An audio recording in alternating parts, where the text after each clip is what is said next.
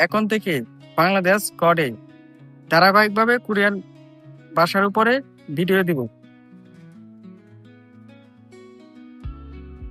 বাংলা ভাষায় যেমন স্বরবর্ণ এবং ব্যঞ্জন বর্ণ রয়েছে, ঠিক তেমনি কোরিয়ান ভাষাতেও স্বরবর্ণ এবং ব্যঞ্জন বর্ণ রয়েছে। স্বরবর্ণ যেমন ভাওয়েল এবং ব্যঞ্জন বর্ণ হচ্ছে কনসোনেন্ট। আমাদের বাংলা ভাষায় স্বরবর্ণ যেমন রয়েছে স্বরেয়, স্বরেয়া, রস্যই, দীর্ঘই, এরকম কোরিয়ান ভাষাতেও রয়েছে। তাদেরকে কি কি বলে দেখে নেন।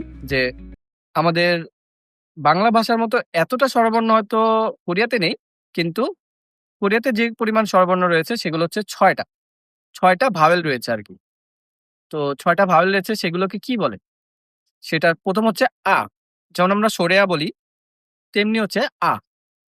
তারপর হচ্ছে অ, যেমন আমরা স্বরেও বলি, যেমন অ দিয়ে অনেক, তেমন ওইরকম ওরাকে এটাকে বলে অ, মানে আ, অ।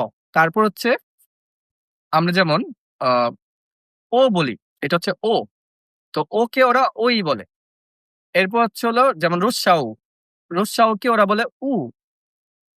এরপর হচ্ছে হলো রস্যই, সেটাকে ওরা বলে ই। মানে রস্যই দিয়ে কিন্তু আমরা ইলিশ, ইগল এরকম তো বলি, আমরা কিন্তু রস্যই গল, রস্যই ইলিশ বলি না। তো ওরাও কিন্তু ই বলে, ডিরেক্ট রস্যই বলে না, ওরা ই বলে, ই। তারপর হচ্ছে হলো দীর্ঘাওর মতো, যেমন দীর্ঘাওতে আমরা যেমন উষা, তারপর হচ্ছে অনেক রকমের ভাষা বলি, তো ওরা ওইটাকে বলে উ, মানে দাঁতে কামড় দিয়ে উ। তাহলে আমরা ৬টা ভাওয়েল শিখলাম, সেটা হচ্ছে হলো আ, অ, ও, উ, ই, আরেকটা হচ্ছে উ, মানে দাঁতে কামড় দিতে হবে উ।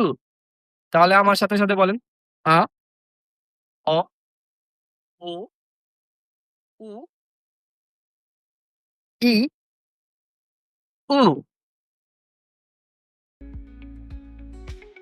তাহলে আজকে আপনারা শিখলেন ৬টি মৌলিক ভাওয়েল। এর পরের ক্লাসে শিখবেন ৪টি কোন ভাওয়েল। আল্লাহ হাফেজ।